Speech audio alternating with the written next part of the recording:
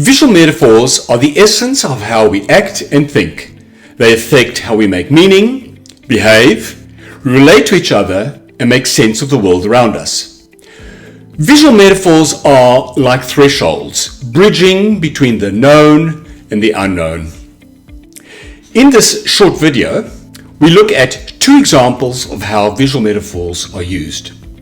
But to get a good understanding of the process, I suggest you read the post with the same title in sensecatcher.com.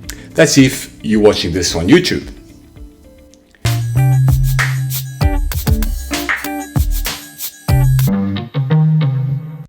Hi, my name is Rui Martins and welcome back. A visual metaphor is not a puzzle, nor is it used to describe hidden ideas or meanings. It is a way to make us feel, know, explore, and get a vivid and clear awareness of the unknown. Visual metaphors are the doorways leading to opportunities, new knowledge, and new meanings. In simple terms, visual metaphors are visual artifacts, a particular type of image that results from layered visual elements which together they create a network of meaning that goes well beyond language. The image serves as a shortcut for the brain in the meaning creating process, bypassing language altogether.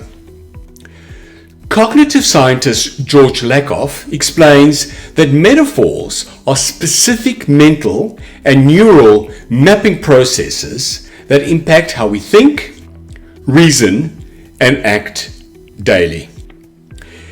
In SenseCatcher, the term visual metaphor is a catch-all term at the service of visual sense-making.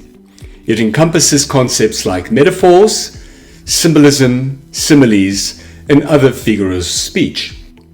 They are powerful tools that we can leverage to facilitate our thinking. The best way to understand visual sense-making is to look at some examples. But before we do that, and I do not want to diverge too much, it has just occurred to me that some of you might not be up to speed with visual thinking. Obviously, I recommend you explore SenseCatcher. There are many articles on the topic. The one thing I will say, however, is we think in images, not language. If you find that statement difficult to accept, all I will say at this point is that the statement is a result of extensive research. If you want to explore the topic on your own, I recommend you read the topic of embodied cognition to understand how we think. To drive the point just a little, I suggest that as you're looking at the examples, I ask you to pause and consider how much text would you need to write to describe the humongous amount of information captured in the images, including the details. Then consider your memory limitations in how much information you can retain after a few pages of text. Also, how do you check for your biases and assumptions? And then consider how do you check for tunnel vision? That is all I will say at this point as far as visual thinking is concerned. Okay, let's get straight to the topic of this video and look at the first example. On your screen, you see a series of elements coming together to create a scene. What we end up with is a harbor situation in full sunshine with fishing boats and people. And then you see a night scene. The question is, how do we process the information in the scenarios that you have visually recorded resulting from your investigations?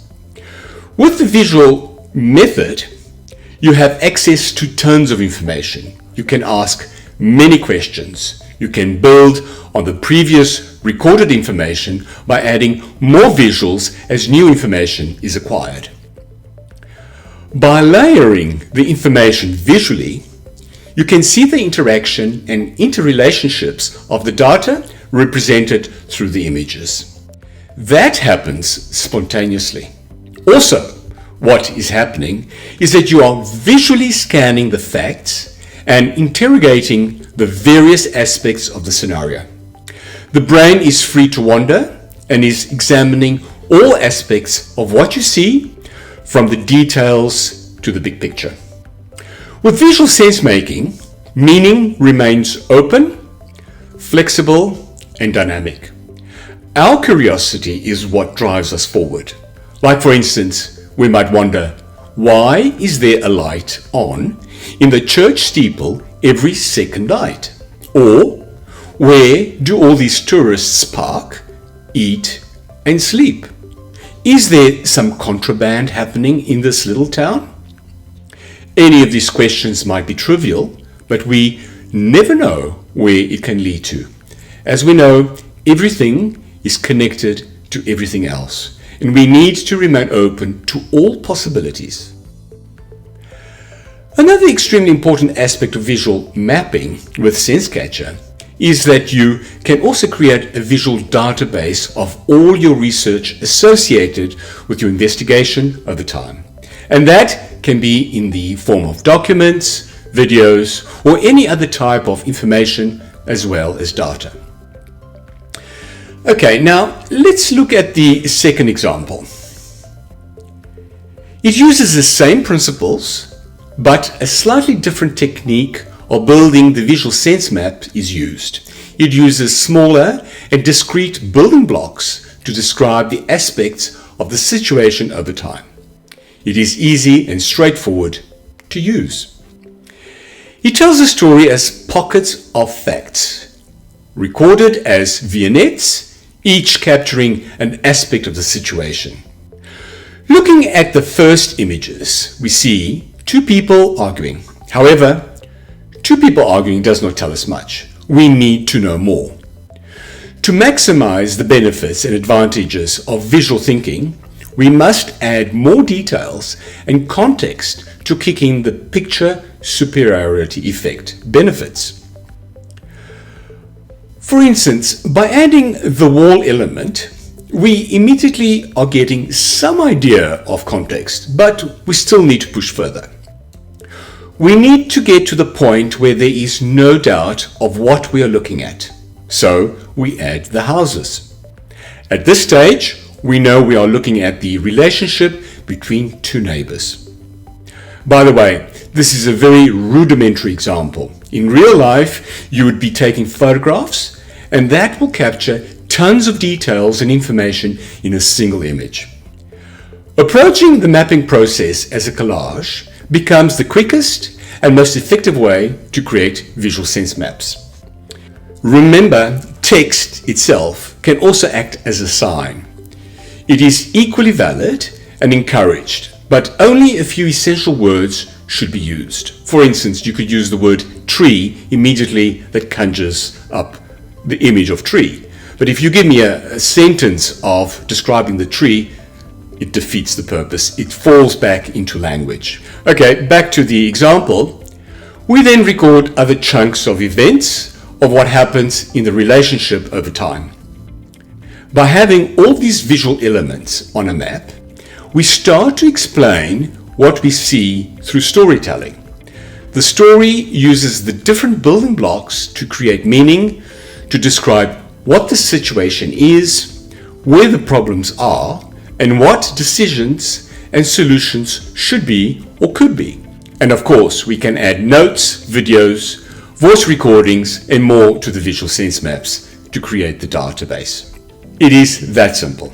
And of course, you can see how powerful the method is, where facts are not distorted or corrupted by time, biases, assumptions, and memory. We can check the raw data at any point and by anyone. I hope this video has been helpful to explain how visual metaphors work with visual thinking and SenseCatcher. You will find other videos that explore other approaches and applications where we use visual metaphors at the service of visual sense making.